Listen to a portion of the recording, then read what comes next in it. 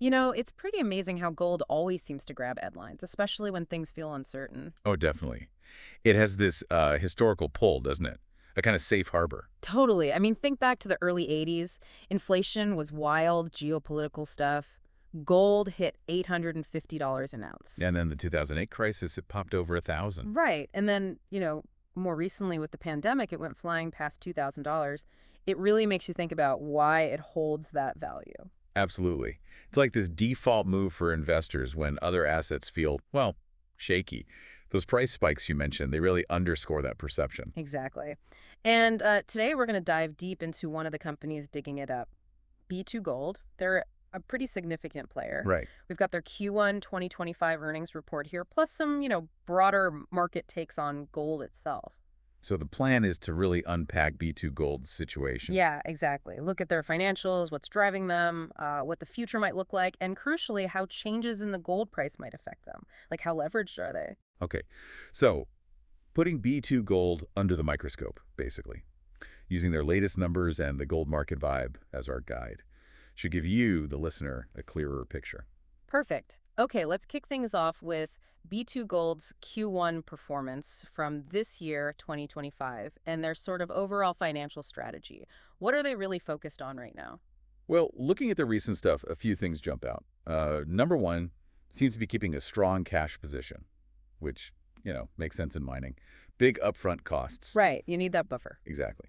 And alongside that, they're really pushing to maximize cash flow. That's the money they actually generate, right? Right. Which they need for new projects.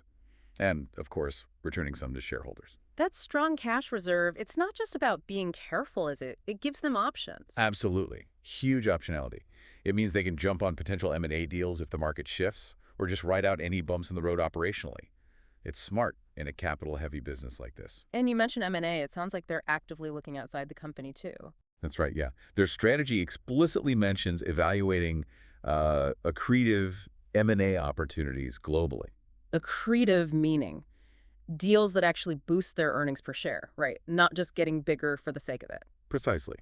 It suggests they're looking for smart buys, things that really add value, either strengthening production or maybe expanding where they operate. Okay, so strengthening from within and potentially adding from outside.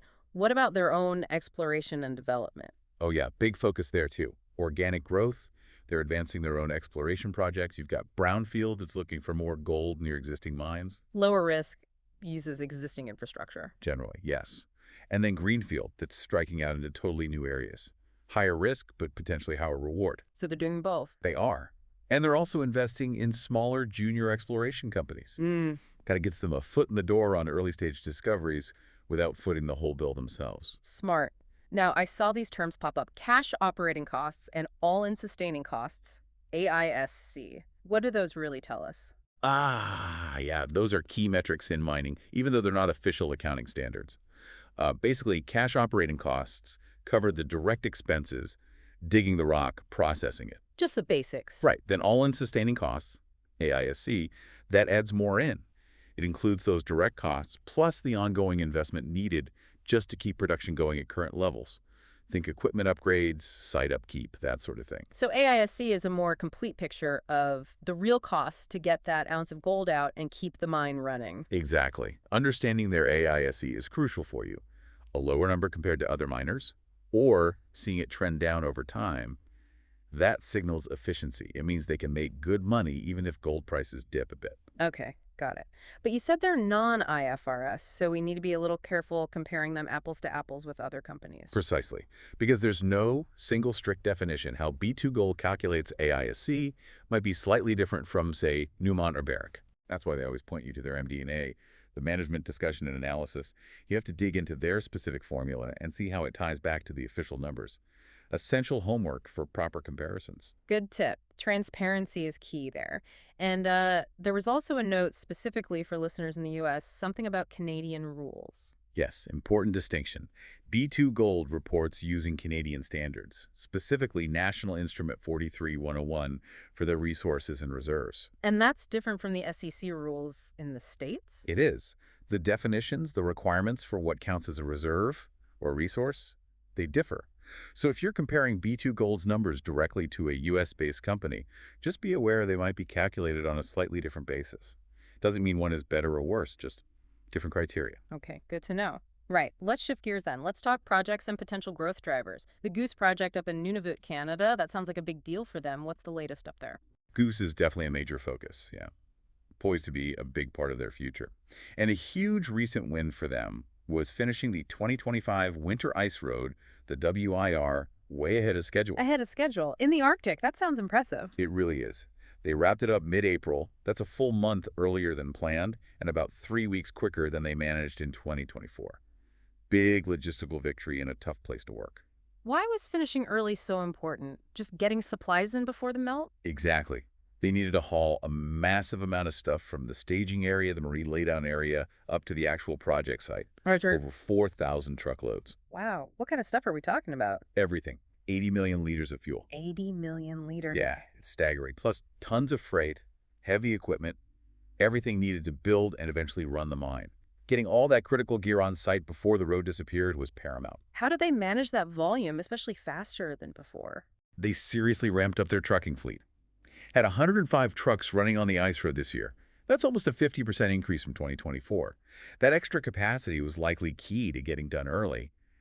And yeah, they confirmed all the critical loads, the heavy machinery, camp units, everything made it. That's amazing logistics. But building a mine like that, it's not just about trucks and fuel, right? You need local buy-in, especially in Nunavut. Absolutely critical. And it sounds like they put a lot of effort into that. Yeah. They have a strong partnership with the Kitikamyat Inuit Association. They're landowners, but also shareholders in the project. Shareholders, too. That's significant. It is. And they've got formal agreements in place. Impact and benefit agreements, 20-year land use deals, shows long-term commitment. B2 Gold also mentions widespread community support. About local employment. Good numbers there, too. In 2024, they employed 233 Inuit personnel. That added up to nearly 320,000 hours of work, which was over 12% of the total hours on the project. Seems like meaningful engagement. Definitely sounds positive. So the supplies are in, community relations seems solid. What's next for actually getting Goose up and running? Are they looking at ways to make it even better? They are. They're actively evaluating a few things. One is whether they could build the ice road less often, maybe every other year.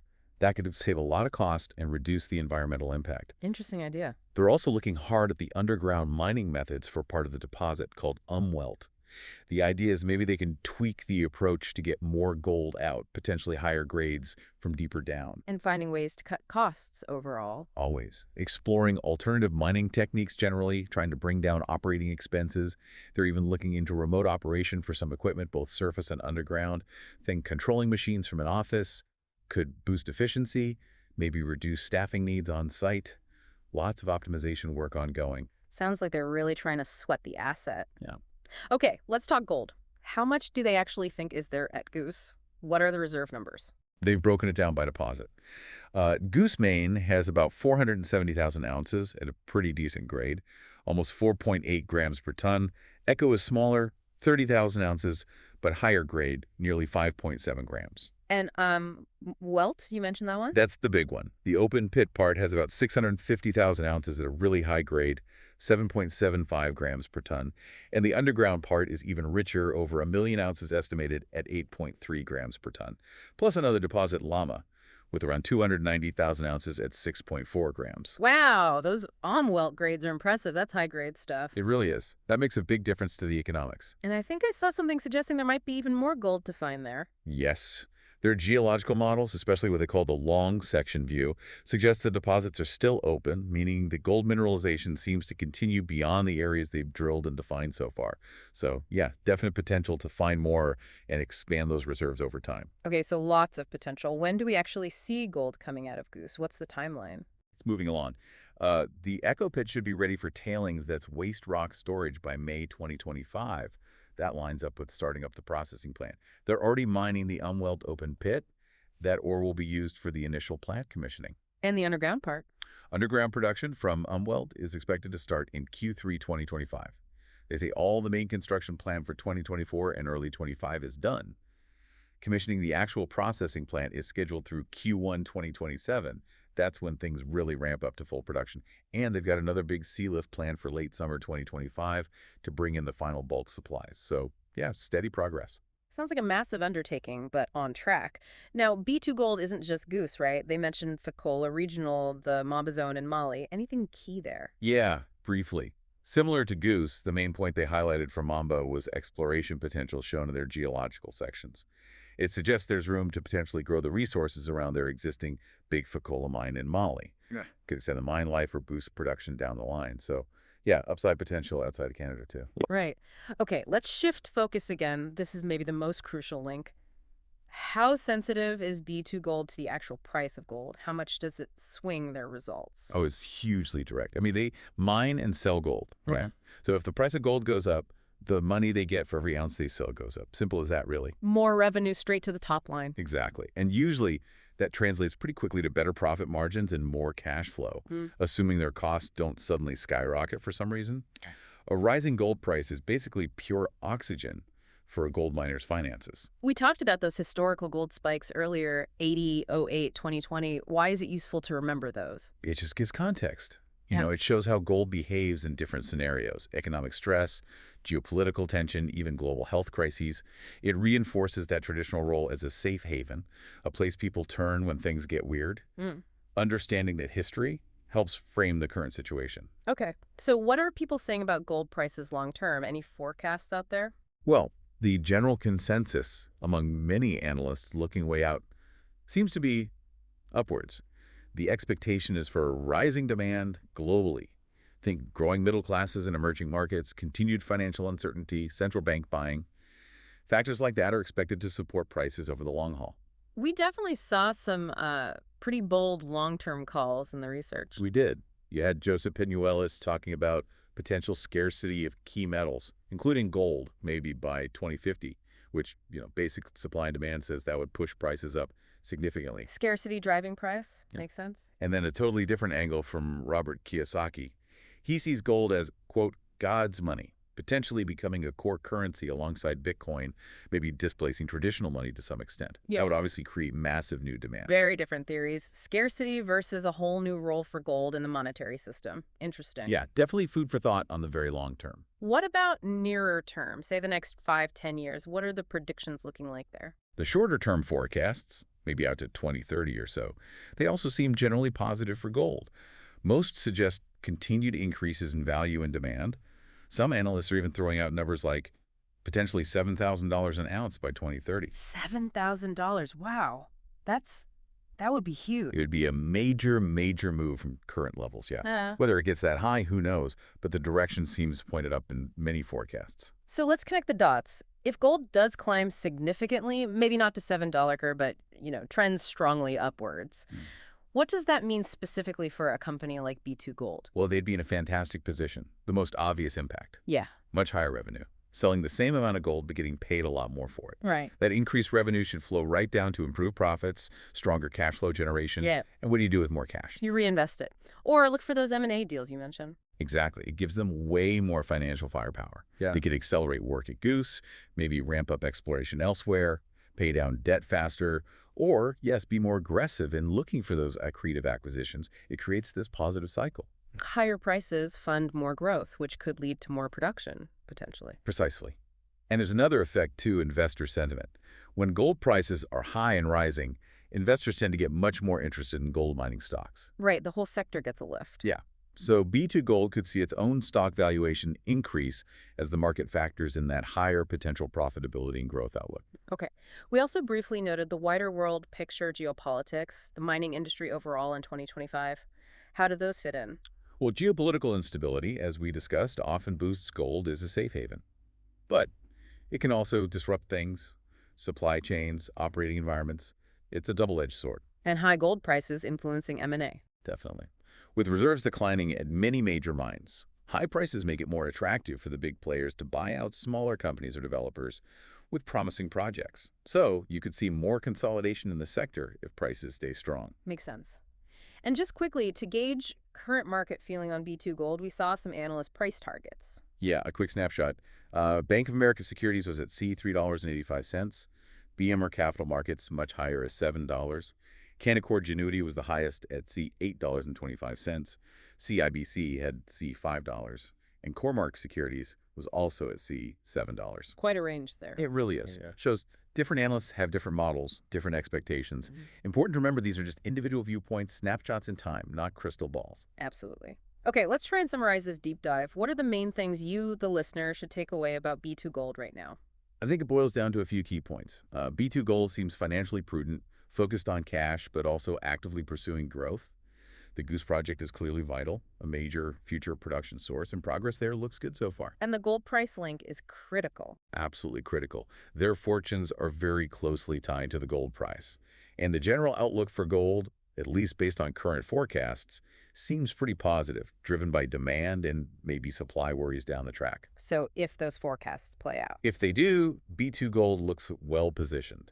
Higher revenues, better cash flow, more options for growth, potentially a higher valuation. They have significant leverage to a rising gold price. So yeah, their future seems tightly woven with gold's future. That sums it up nicely. That leverage makes them a really interesting company to watch in this space. Which brings us to our final thought for you to chew on. Given everything we've discussed, BT's progress, their reliance on gold prices, these bullish though varied forecasts, what does the future hold for miners like B2 Gold in this, let's face it, pretty unpredictable global landscape? Yeah. And maybe think beyond just the gold price, what other factors, maybe operational, maybe geopolitical, could really swing their performance in the coming years.